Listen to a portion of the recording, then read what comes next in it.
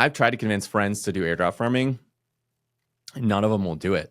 They don't understand it, or they don't believe it. Like they always assume that, like, because they're like, oh, you have a huge following, so that's why you made a lot of money.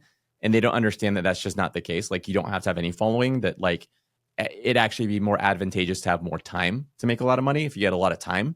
Or they'll think you have a lot of capital. That's why you made a lot of money. They always have like an excuse, a mental excuse of like, it's because you have some X advantage. And it's really hard for them just to accept that, like, this opportunity exists and that they're just not doing it. I literally don't, or that it's not a scam. Like, I don't know. I don't know how to convince somebody that, like, hey, this isn't a scam, or I don't have some sort of advantage here, and that, like, anyone could do this. Because despite my best efforts of being like, hey, I made X amount of money for free clicking buttons, they never go and do it. And I feel like if somebody actually believed it, they would actually go do it.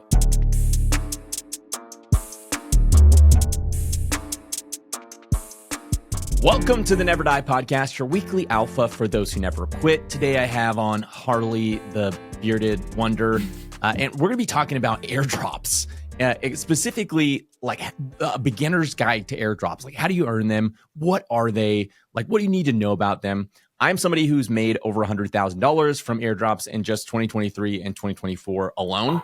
I don't have a lot of time. I am like full-time. I got 5 kids. I have my YouTube channel. I have this podcast. I have the Obsidian Council. I do a ton of research. So, like, I don't have a lot of time to airdrop farm. And if I could make that much, then anyone that has a little bit more time, like, a little extra time, could make quite a bit more airdrop farming. So this episode's all about, I'm looking to answer every single question you guys can think of before you can even think of it, because that's how good me and Harley are. So yeah. In fairness to all the viewers, like, they don't have 5 kids to airdrop farm for them. Because Jesse's actually set his kids up at computers and they're clicking buttons. So if you do have 5 kids, you can take the advice from today and have your kids start farming for you. But yeah, I've done That's right. I don't have 6 figures in airdrops. I have 30, 40K with very, very little effort. I'm doing some effort now, so I hope to turn that into more. But yeah, there's been a few that just kind of fallen in my lap as well. All right, we're going to get straight into it. We're going to start with, what are airdrops? And just kind of giving a brief overview. And I guess I'll let you start, Harley, with your kind of definition of what is an airdrop, and then I'll jump into mine. So an airdrop is where a project, in the sense that we're talking about it, is you're going to be sent tokens for doing various things or participation in an ecosystem, a chain, on a product. The protocol, the team will come up with parameters, look at on-chain activity, and participation in Discord or social campaigns, what it be, and they reward you based on metrics that they come up with. And those things can vary wildly from airdrop to airdrop. But it's like, a way to describe it is like, it's a new way of like launching your project, kind of your growth hacking, right? Rather than getting funding from like a VC and then spending that money to go out and acquire users, you're kind of giving value away to users to use your platform. Yeah, that's a good way to describe it. They're almost like loyalty points. Yeah. They're almost like cashback rewards. They're like sort of this weird thing that's really hard for, I think, the average person to understand what they are, because it's kind of weird. Like, anytime somebody says like, oh, free money, that freaks people out, because they're like, oh, that must be a scam. And I think I think that comes from a place of like not quite understanding like how money works, or just how value is created. It's kind of like Starbucks. So Starbucks, they'll open a new store. And every new store they open, the first 100 people that go in get free Starbucks for a year, okay? Or you'll have like days where like IHOP, for whatever reason, does like free pancake day, where like anyone that comes can get like free pancakes. And they do these things as marketing stunts to attract people into their places, and to start buying their products. In kind of that same vein, airdrops are kind of like a big marketing stunt for like projects to say, hey, come use our protocol before we have a token. If you come use it, you might earn an airdrop. They don't even have to say that. Like, people just assume that. Yeah. And then they get a bunch of value from that, where people are using it, they're interacting it, they're getting a lot of users, they're getting a lot of liquidity locked up in their system. And then later down the line, they launch a token, and the market literally assigns that token value. And then voila, you have some free money in your pocket. Maybe, actually, it'd be helpful. You give an example of like an airdrop you earned, and like how it worked and why you earned it. And then I'll do one for me. Okay. I think the first airdrop I earned was 2018, 2019, like late 2018, early 2019. It was with Hedera with, I believe it was a test net. So it was basically, you would just go to this website and click these different buttons. Like you weren't even using real money. So there's no transaction fees, nothing. They were well funded. But my buddy's just super into them, so he told me to do it. I did it, and I made like 1,200 tokens a day, which I think at today's price is like 120 or 130 bucks. So nothing crazy, but I mean, that is a job, right, for pressing those buttons. And then, then they sent me the tokens, and then I was so new to crypto, I lost those tokens trying to transfer them. But that's my first airdrop experience. Okay. I'll give an example of the Jupiter airdrop. So for the Jupiter airdrop, all I did was I went to Jupiter. It's like an exchange, a DEX, a decentralized exchange. I went to this thing. I used it to swap one token for a different token. So just like on Coinbase, you might swap your ETH for some Bitcoin. I swapped from Solana to another token. And by using that DEX, because that was recorded on the blockchain, Jupiter was like, oh, this guy's a user of our blockchain, right? And I used it quite a few times. And on the back end, like they were racking up points. Like this person used it a lot and they've been using it for a long time. So they're going to get this allocation of the airdrop. This person's pretty new. They haven't used it very much. So they're going to get a lot smaller allocation of the airdrop. And you don't know these things as the user up front, typically. And so when they airdrop their token, they put it, you had to go claim it. Like you have to go click a button. It's like a little claim button. You click that button. And then they put tokens in your wallet. Now I did that, and I made, I think, $800 from the Jupiter airdrop. So it's like $800, but it's not in like ETH. It's not in like USDC. It was $800 in Jup token, JUP. So in their token, it is worth $800. If I sold it at that time, then I would have been able to sell it for $800 of USDC or $800 of Ethereum. So that's kind of like what an airdrop is. It's like they airdrop the token to you as a user. And then you could do whatever you want with that token. I hung on to mine, and now it's worth $1,600. So it's doubled in value, which is cool. Jupa's done well. I bought it on the dip. I didn't get the airdrop, but I bought it on the dip. It's done very well. I love it. I'm staking mine so I can earn other airdrops. So I just learned that today. I didn't know you could do that. I just got the Zeus one from it. Nice. I did not get that because I just started staking today. But that gives you the idea. And again, it's a marketing thing for these projects. The money for the airdrop, they didn't give me $800 of their money. They gave me a token that cost them $0. This is really important for you to understand. Token that cost them $0 that the market said is worth money because, if that's what the market did. I don't really ask questions about that. You can sell it for USDC, $800. That's all you really need to care about, right? Who cares where the value came from in your mind? We won't go into all the macroeconomics in that. You just know you got $800. This is amazing. This is awesome. Obviously, everyone, and those are small ones. So, Harley, how big was your airdrop you just described? That one was like $1,200. I want to say total. Oh, $1,200 total. Okay. Yeah. For Jupiter? Wait, no, I think you said it was $50. For Hedera, I was making it was like $120 a day or something, and I did it for like 10 days. Oh, dang. Wow. I didn't know how much it was going to be worth at the time. It was all like testnet stuff. I'm saying today's prices. Got it. So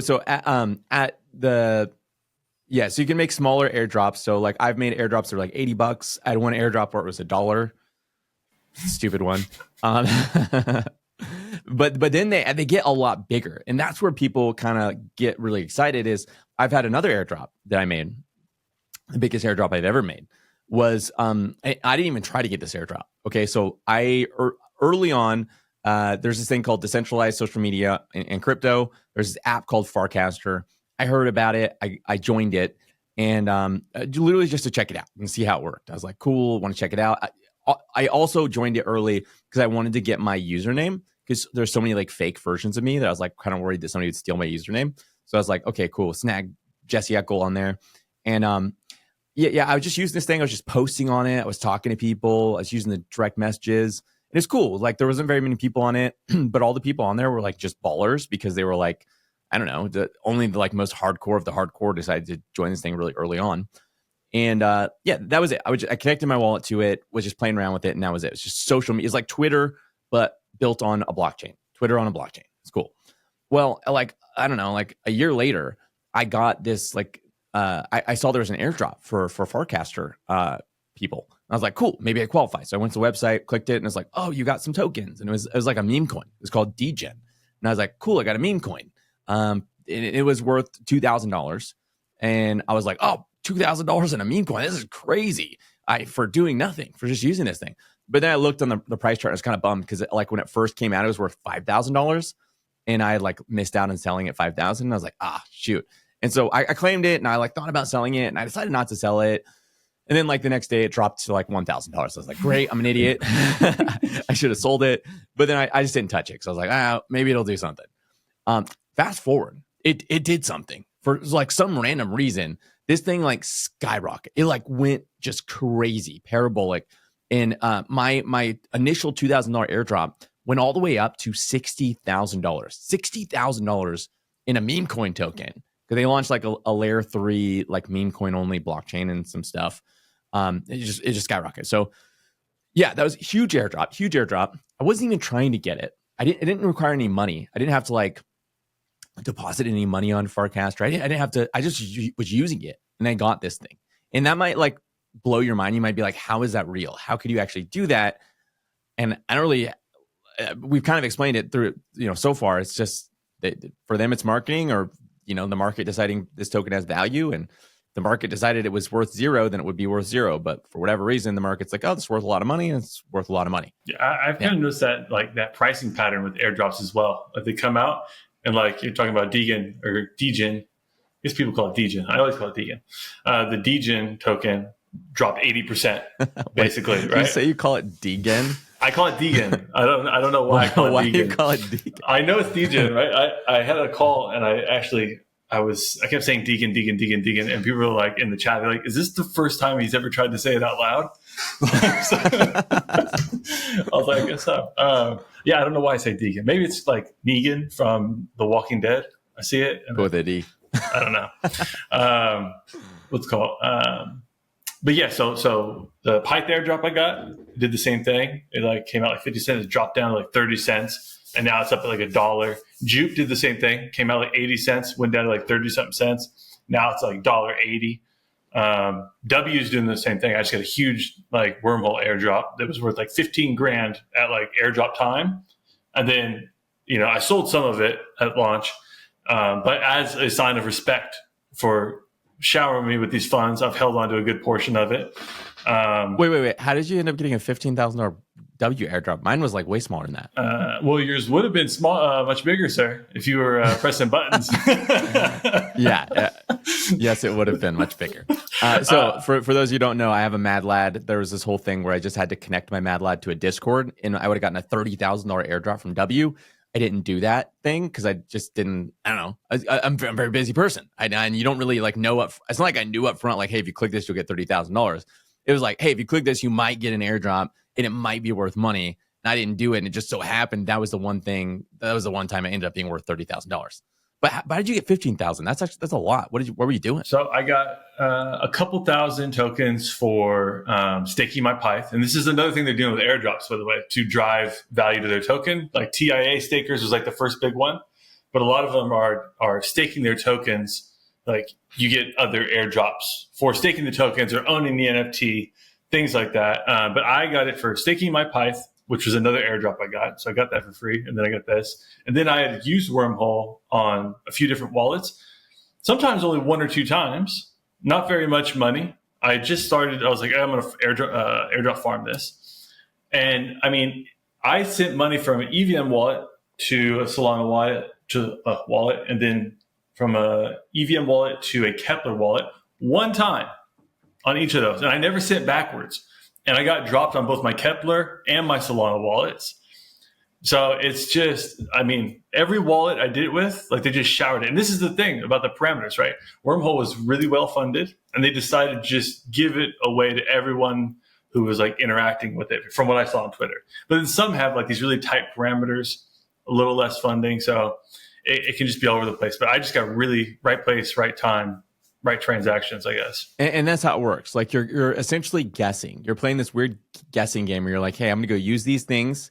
Sometimes they'll tell you up front, like you earn these things called points. So this is a newer thing in airdrops, where now protocols are doing this thing called points, where it's like when you go use the protocol and you do the preferred actions that they want you to do, you start accumulating points. And it's kind of a way for them to say that they're going to give you an airdrop without directly saying that. Like they actually still usually don't promise you directly you're going to get an airdrop.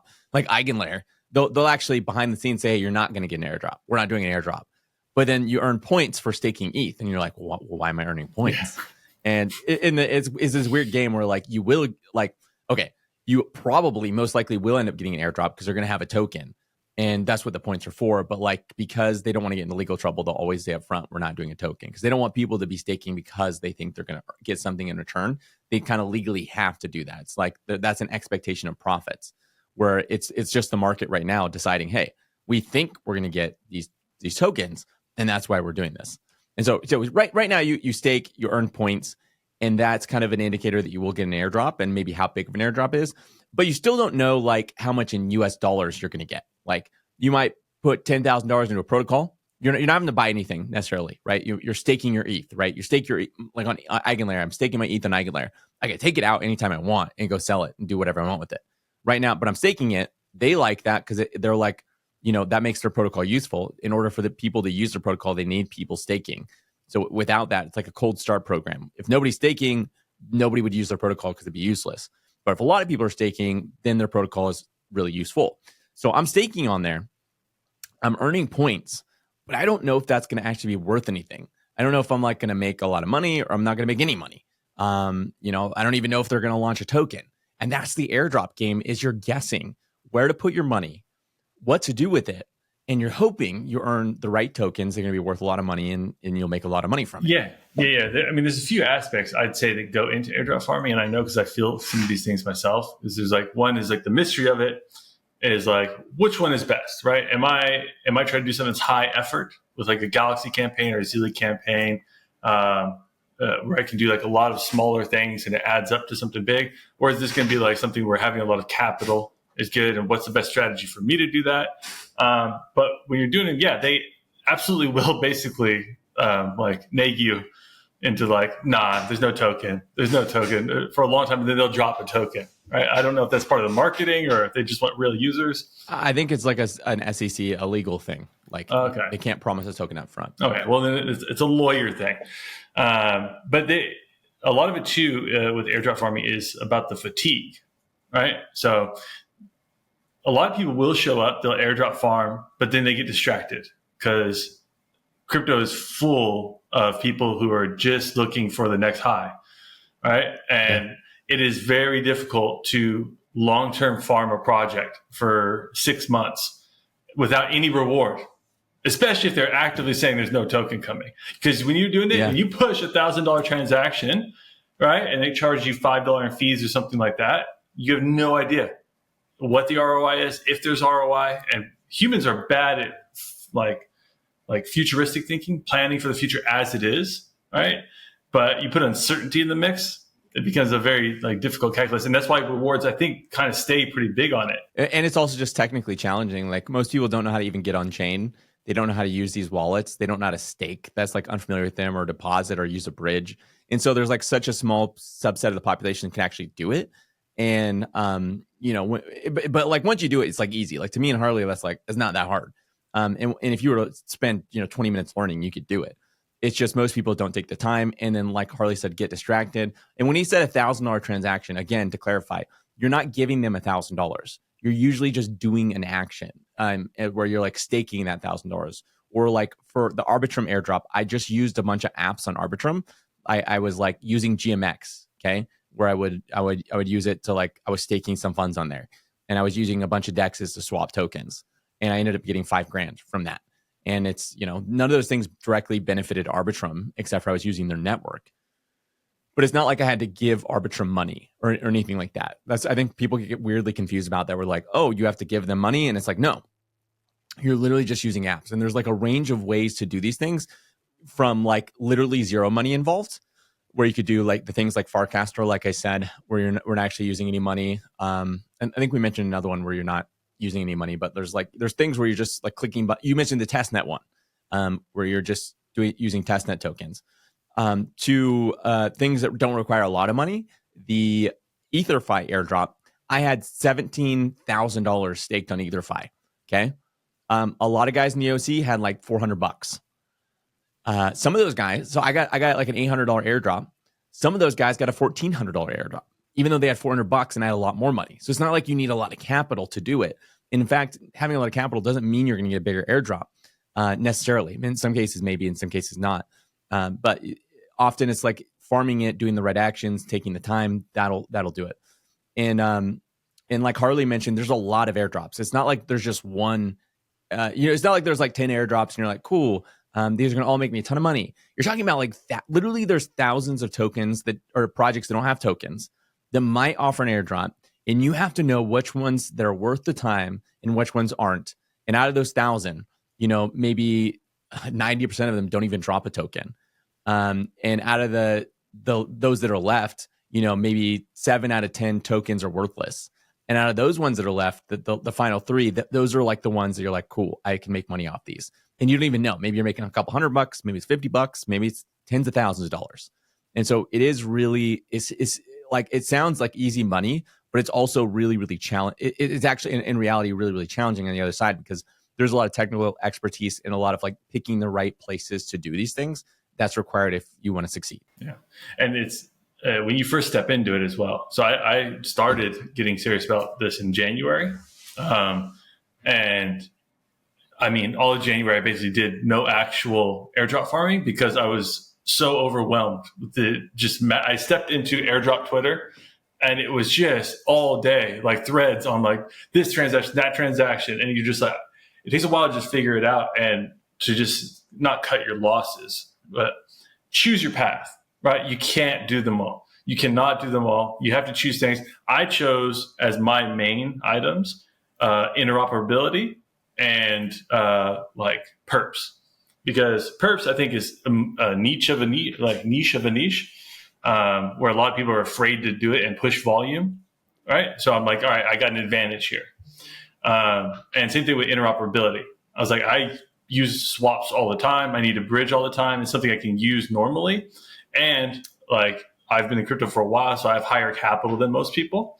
So I can do this, and it'll help me check out new chains. Then I can get like airdrops on those chains or the things using the bridge. Like, it just had the most utility for me. But you have to make those decisions for yourself when you're trying to airdrop. And I do kind of similarly, where I focus on synergy. So like things that I'm already doing, I look at ways I can earn an airdrop by just doing those things. So like as a whole, I like to do a lot of research and try out a lot of protocols, because I want to learn, because I want to figure out the best ones to invest in. So I'm like always trying to see how's the game changing? Where should I be investing? So I actually go try things.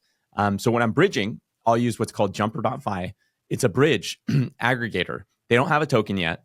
They haven't announced an airdrop, but I use that all the time, because I'm like, if they do announce an airdrop, then I'm going to get a token from that, because I literally use that as my bridge aggregator, but it also just happens to be a really good bridge aggregator. It is great. And so like when it comes to bridging, using Jumper too. Yeah, that's fine. It is great. When it came to Arbitrum, I was already like exploring Arbitrum, trying to figure out projects to buy. GMX just happened to be a project I really liked. It's a perps platform. And I was like, oh, I want to buy this. And so I was using it to like stake and stuff. So it was like, again, things I was already doing was why I was there. When it comes to the DGen one, which I mentioned, which is like $60,000 one, I wasn't thinking I was going to get airdrop for that. I was just using Farcaster and exploring and checking it out. But now I do I definitely do intentionally airdrop farm places. But it's always things that I'm interested in, want to do. Like if it's some stupid thing I'm not interested in, I don't take the time. But I like to focus on things like Celestia. Like I staked my TIA tokens. I took some tokens. I staked them. And that allows me to potentially earn a lot of airdrops. And I earned airdrops from Celestia. I earned alt. I think it was alt, or maybe it's DYM. One of those. Maybe both those. I don't know. I ended up staking that token too. And that token, by staking it, has also earned me other airdrops. And so I'm not doing a lot of work. It's just like, boom, I stake this token, let it sit there for a long time. Ooh, cool. I got to claim this airdrop. Ooh, cool. I got to claim this airdrop. And then with EtherFi, I took my ETH, I staked it on EtherFi. Now I'm getting points for EtherFi, which I already got one of the airdrops of 2. And then I'm also getting points for Eigenlayer, because I'm accumulating Eigenlayer points, because EtherFi is staked in Eigenlayer. So I'm accumulating that if that comes out. But also because what Eigenlayer does is they launch a bunch of these things called AVSs, which are like just like different blockchains and oracles and stuff can launch on Eigenlayer.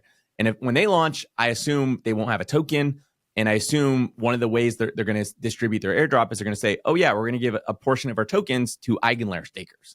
And so it's like, cool, I can earn 1, 2, and then maybe like 10 other airdrops by doing one action, which is just staking on Eigenlayer. And so I like to do a lot of things like that, where it's like I kill a lot of birds with one stone. And it's because I don't have a lot of time to focus in a lot of areas. Other people don't do that though. What Harley mentioned earlier, where he had like a bunch of wallets for W. Other people would be like, cool, I'm going to go split my, $10,000, or I'm going to split my $1,000 or my $500 or whatever. I'm going to go split it between all these different wallets, and I'm going to go do the same action 20 different times. And that way, maybe I earn 20 airdrops. And sometimes that works. Sometimes because you do that, you actually miss out on the airdrop. It's a risk you take. But there's a lot of ways to earn airdrops, and not all are all equal, and not are all the same. We have a guy in OC who's like took funds from people and is airdrop farming for people, like using this strategy with a bunch of different wallets. And there's also he has like a personal goal of getting like 1,000 wallets, like on like farming. Right? It's crazy, right? Like, but if it works, and there's not a like unreasonable shot that it works, right? At least on a lot of these wallets. I mean, the guy is going to make so much money for just like transacting on the blockchain. It's not, and it is hard to, you talked about this at the beginning, it's so hard to wrap your brain around like free money, right? It is so hard to be like, my wife, when I told her I got 15 grand at Airdrop, it was the fourth time I told her before she realized it was 15 grand and not 1,500, because her brain just wouldn't accept that it was that large of a sum for nothing. It's very hard. I think to a lot of people, it just seems like this can't, like, how does this work? That's impossible. You don't just make this amount of money for nothing. And I think it is one of those things where like, that's true. Like you won't be able to just do this forever. This is probably a weird point in history where like for the next year, 2 years, maybe you're able to do this, and then it's not a thing anymore. And there is weird blips in history where you have these kind of stupid ways to make money that work really, really well, and then they disappear. And it's one of those things. It's not like, I don't think this is sustainable forever. I don't think this is something that's going to keep going for forever. I just think this is something that's around today because not a lot of people know about it. Not a lot of people are interested in it. But yeah, in any way you want to look at it, my point is that like, whether you believe it or not, like I have an extra over $100,000 from doing this stuff. Harley has an extra over 40, maybe $50,000 from doing this stuff. And like I said, you can instantly get these tokens and sell them. You don't have to hold on to them. Like I hold on to them because they happen to just keep going up. But there's going to be a day where like all these things collapse, and a lot of these projects are going to drop 80%, and all these people that held are not going to get the value that they think they're getting right now. That will happen. And so in one way, like there is a real like, there is sort of a mirage of like people see value today. Like if I don't sell that 100,000, then maybe it's not really 100,000 when everyone goes to sell. It's 5,000 or whatever. Even if it was, like that's a lot of money. But my point is like, my point is whether you think it's sustainable long term, whether you believe in it, whether you don't, like it is around, it is working, and it's something that is interesting. And I don't even think you have to go into it thinking, hey, I want to make a ton of money. I personally would go into it thinking, hey, I want to learn how to do all this crypto stuff. I want to learn how to navigate these things. I want to learn like what this being on chain means, and how that, like how to do these cool crypto things. Because I think there's going to be a future advantage in knowing those things. And so far throughout history, the history of the blockchain, there always has been. And so do it to learn, and then look at the airdrops as like a bonus. Like, oh, cool, I did this to learn, got an airdrop. That's a bonus. I'm pretty excited about that. But you're not thinking like you're not relying on the airdrops, saying like, oh, I have to earn an airdrop for this to be worth it. It's a cool thing you learn, and maybe you'll make $100, maybe you'll make 15 grand. Like who knows? Yeah, a lot of money to go spend on memes. Yeah, don't do that. All right. So let's talk about how do you earn airdrops. Like we've kind of covered it from a bunch, but like let's make it really concrete and just like direct. Like how would you say, in your opinion, like how do you earn an airdrop? I mean, there's a few different avenues, and this is kind of the evolution of it, right? Because like I kind of disagree with it, like as being like an ephemeral like strategy. I think this could be like a new way of like projects launching that just becomes less rewarding over time, right? Because you're just kind of like the early stage of it. But to earn them, like you can do test nets, right? Test nets, you just are using their products. You're basically testing it for these projects. They don't have to pay people to do it. They don't have to market to get people to come over and use it. You just go there, they get the data on it. They're able to launch a great product. and then continue the airdrop from there. You can stake, right? A lot of things you can just stake the token. A lot of times these are tokens you've already been airdropped because they are continuing to drive value to that token with other airdrops. You can just transact on normal things, which can be like minting NFTs, or it can be bridging, or a ton of stuff. Staking, restaking is a huge one. If you have ETH laying around, go like stake it in like EtherFi or something, right? Like if you're just going to hold on to it and you can wait 7 days whenever you do need to sell it, go stake it, because you're going to, if you think 7% on ETH for an APR is cool, do I have news for you? Because it's like 150, 200% if you're taking like $500 with like whatever the EtherFi airdrop was, right? You made a few %100 for less than a year. Right, it's insane APR. So it's staking right now. So that's one more is the restaking. No, and yeah, then there's community stuff. There's stuff where you can go and follow like Zeely campaigns and Galaxy campaigns. These are like much more for like low capital people. So like if you have a lot of time and not a lot of money, like this is much better because you can just follow it and then do all the tasks and you will get airdropped. They tend to be less lucrative from what I know about the airdrop space.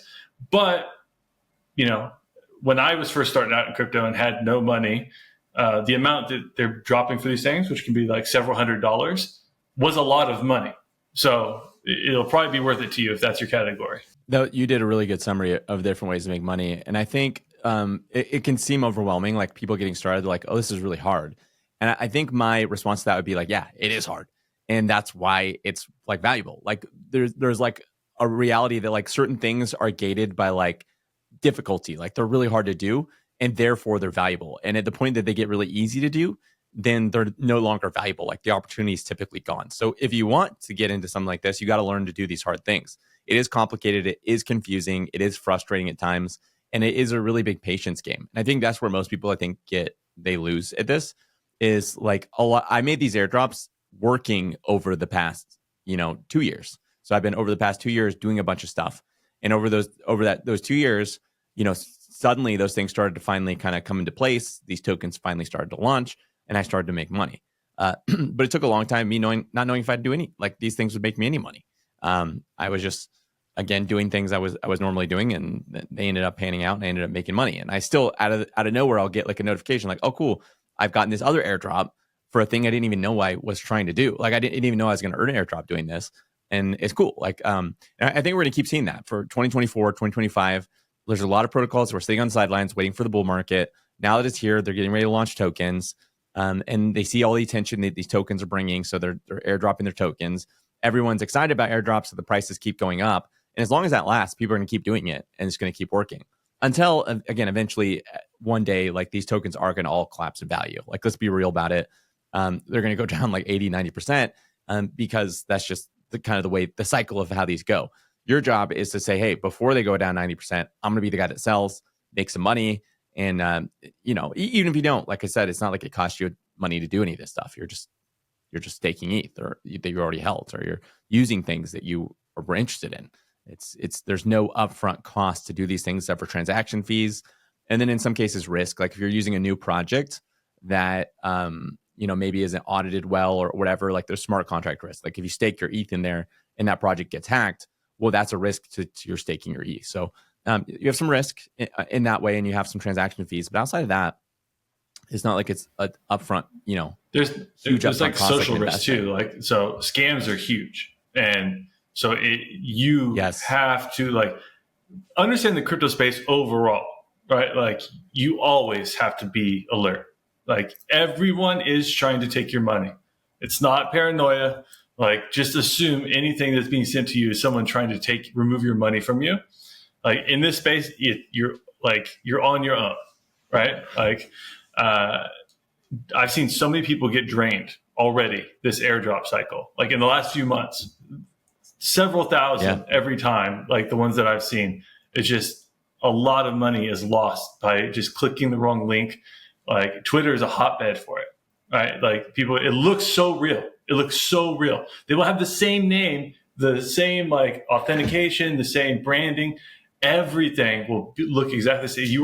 There'll be one tiny thing changed. And all it takes is for you to just be like, oh, I'm busy. Here it is. Click. Like, even if someone you know sends you the link, right? You have to double check it and be careful what you're doing. That's a really good point. The scams are insane in the airdrop space.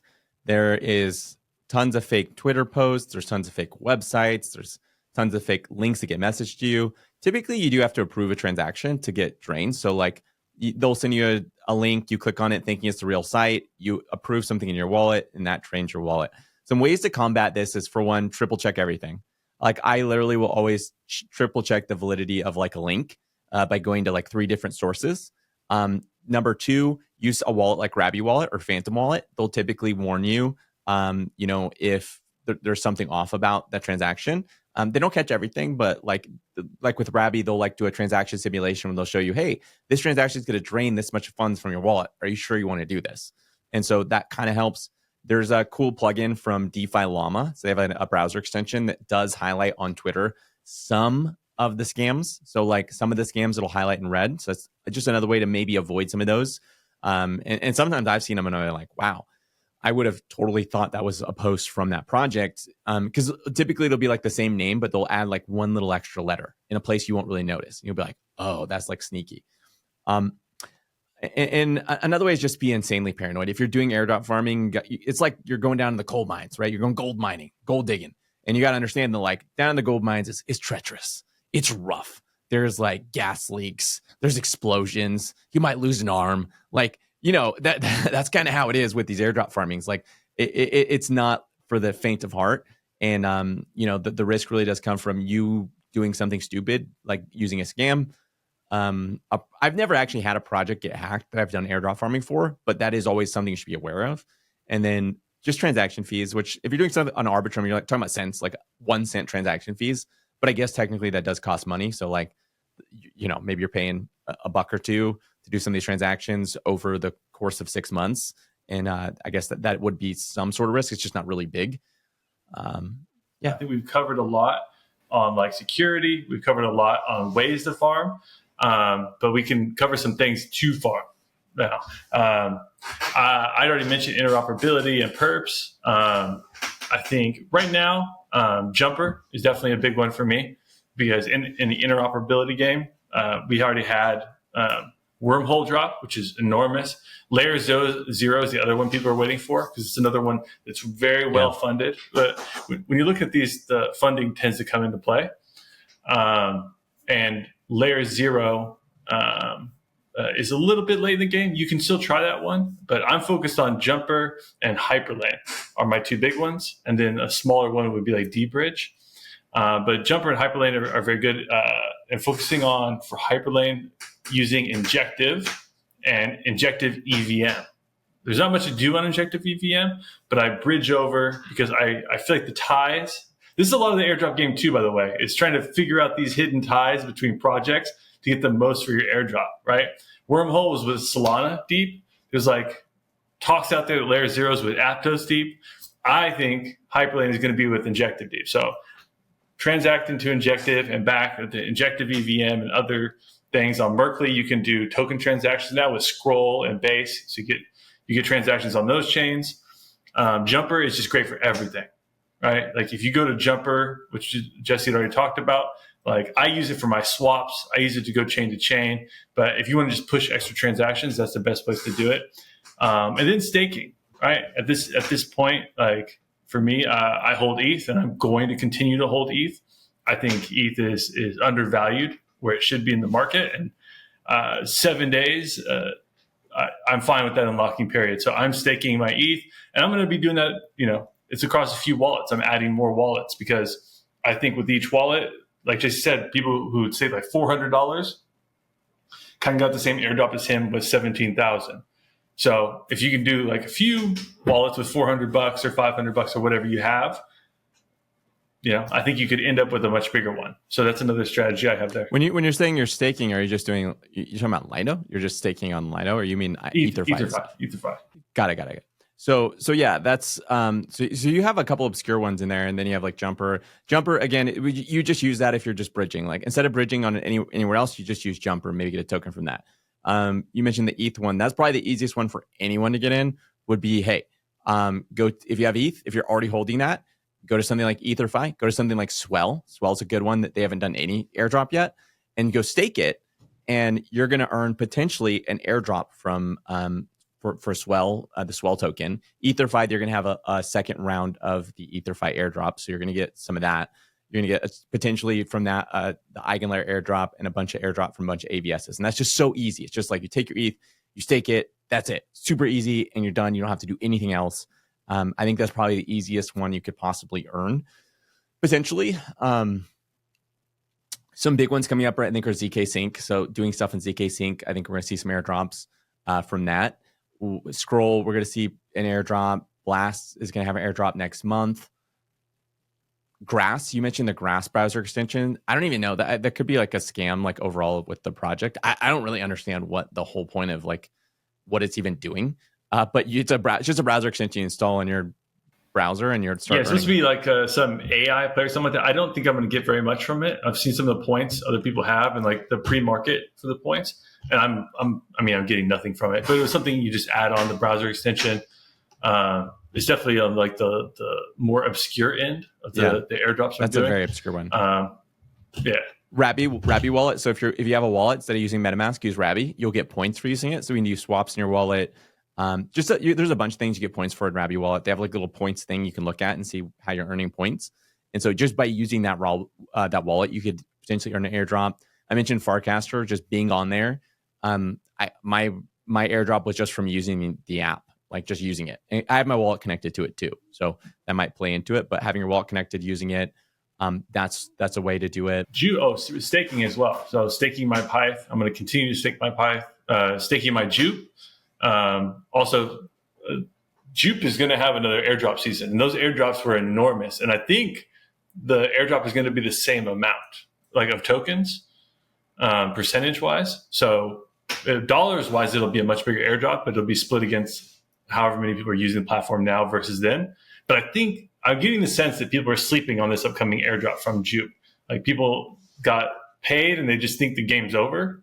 But Jupe is really going to be milking it, and they've done really well with engaging like a community. So I've also been using Jupe as well. But yeah, staking my Pyth, a lot of stuff on Solana is another easy way to do it, especially when you're getting the airdrop for free. I just did a free one, which was Nyan. What is it called? Nyan. Remember that one? The cat one. It's like a game with cats and like mechs, and it's like supposed to be. Oh shoot.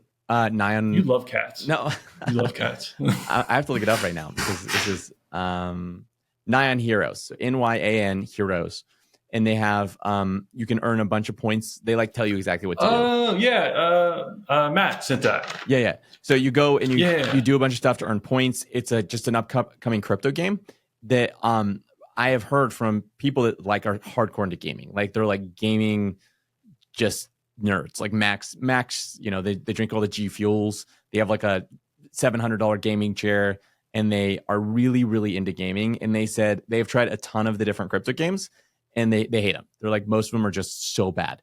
But they said Nyan Heroes is like, they have so much fun playing it. They just keep going to play it. Like they're playing it just because they really enjoy it, because it's really fun. It's like a shooter, really fun. So anyway, they're going to have a token airdrop, and you can earn this token airdrop by going and doing all these tasks. That's another one. There's so many of them. You go do these things. You're going to learn along the way. You're going to have fun. You don't have to do every one. Don't feel the pressure like, oh, I have to do these ones. If you don't have, you don't want to bridge over into Blast, or you don't want to do certain ones, just don't do them. But it's a great way to learn. It's a great way to get yourself out there, and maybe you earn some free money, some free tokens. I won't say money. I'll say free tokens. And then those tokens might be worth something. And then you maybe make some money off it. So that's great. I took heavy profits on my last airdrop, and I sent it to my bank account, and that's a new thing for me. That's one lesson I learned from the last cycle is like take a percentage and just send it home, like pack it in there. And man, did that feel good. I'm like, I could buy a used car with this. This is real money now.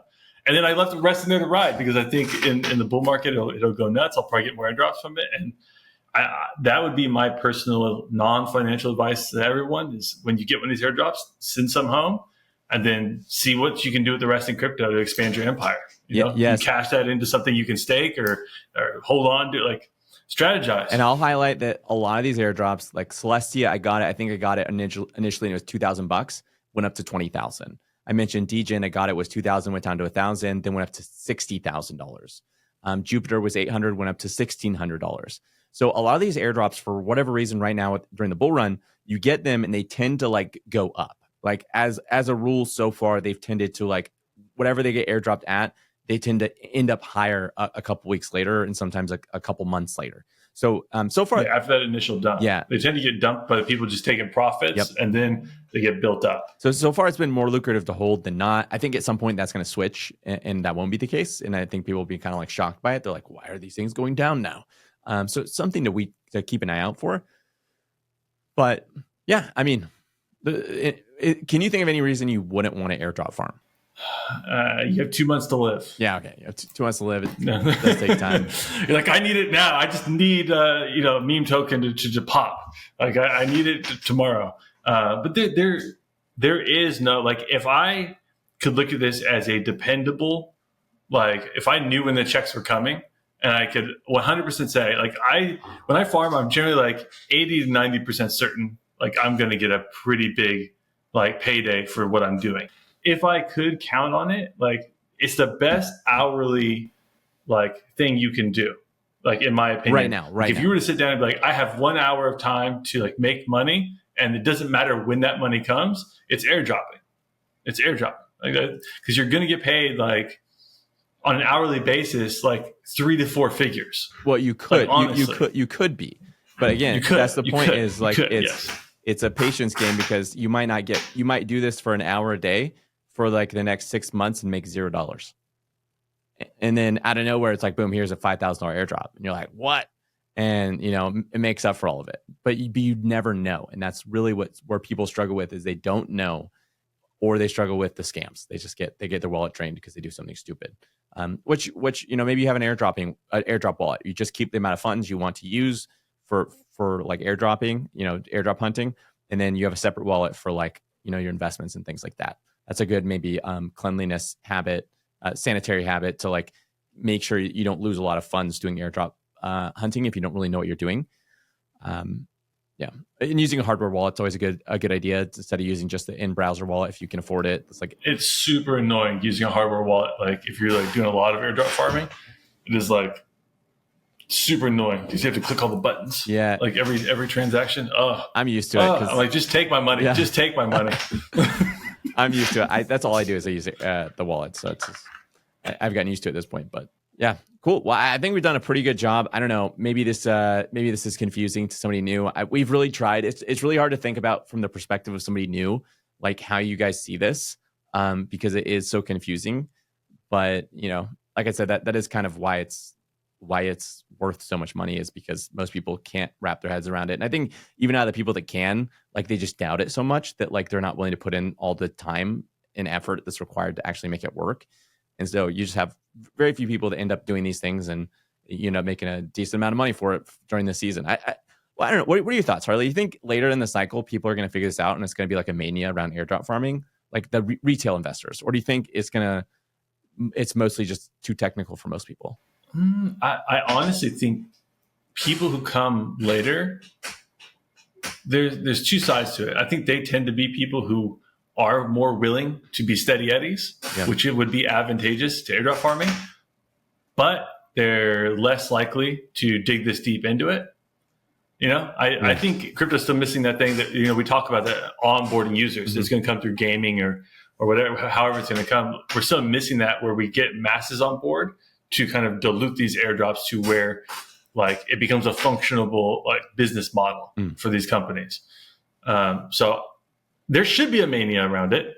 There should, but it's hard to have a mania about something that's basically like highly illiquid, right?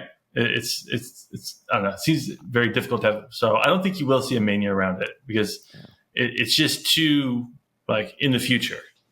I've tried to convince a lot. But there was a housing mania. There are housing manias, and buying a house takes months. So, I could be wrong. I've tried to convince friends to do airdrop farming. None of them will do it. They don't understand it, or they don't believe it. Like they always assume that, like, because they're like, oh, you have a huge following, so that's why you made a lot of money. and they don't understand that that's just not the case. Like, you don't have to have any following, that like it actually be more advantageous to have more time to make a lot of money if you get a lot of time, or they'll think you have a lot of capital. That's why you made a lot of money. They always have like an excuse, a mental excuse of like, it's because you have some X advantage. And it's really hard for them just to accept that like this opportunity exists and that they're just not doing it. I literally don't, or that it's not a scam. Like, I don't know. I don't know how to convince somebody that like, hey, this isn't a scam, or I don't have some sort of advantage here, and that like anyone could do this. Because despite my best efforts of being like, hey, I made X amount of money for free clicking buttons, they never go and do it.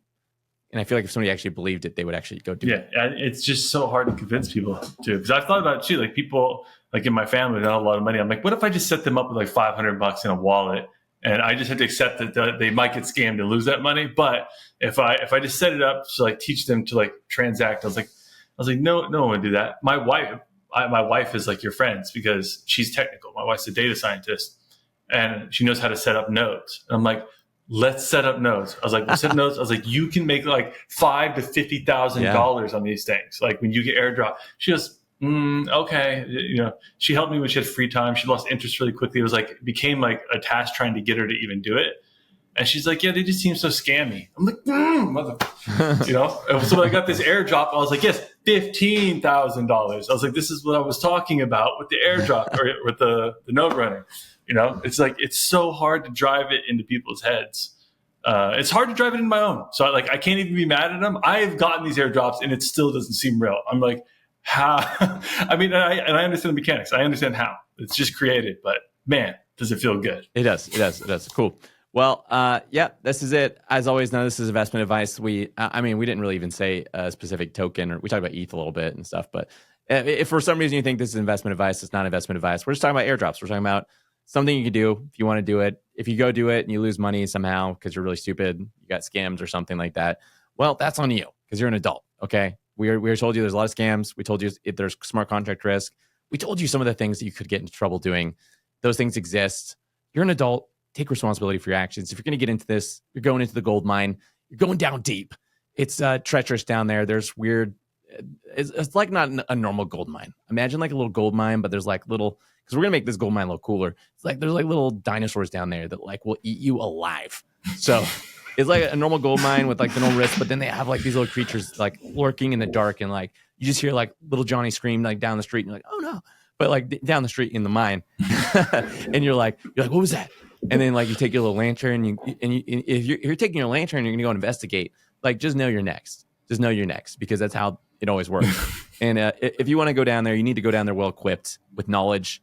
The knowledge in this case is like, that's your like AK-47 or whatever, like your tactical rifle and your flashlight and maybe your body armor and maybe your squadron of little soldier guys that go with you. Okay, that's how you should go down. That's how we go down. We drop in the mine shafts. We have a little squad with pop, pop, pop, pop, pop, pop. And we take down those dinosaurs. It's ruthless. It's ruthless. It is. It's not easy. This is not an easy thing, we're promising. We're just saying this thing exists. Hey, it's there. Go check it out. Maybe go watch some other beginner guides and figure it out. But yeah, that's it.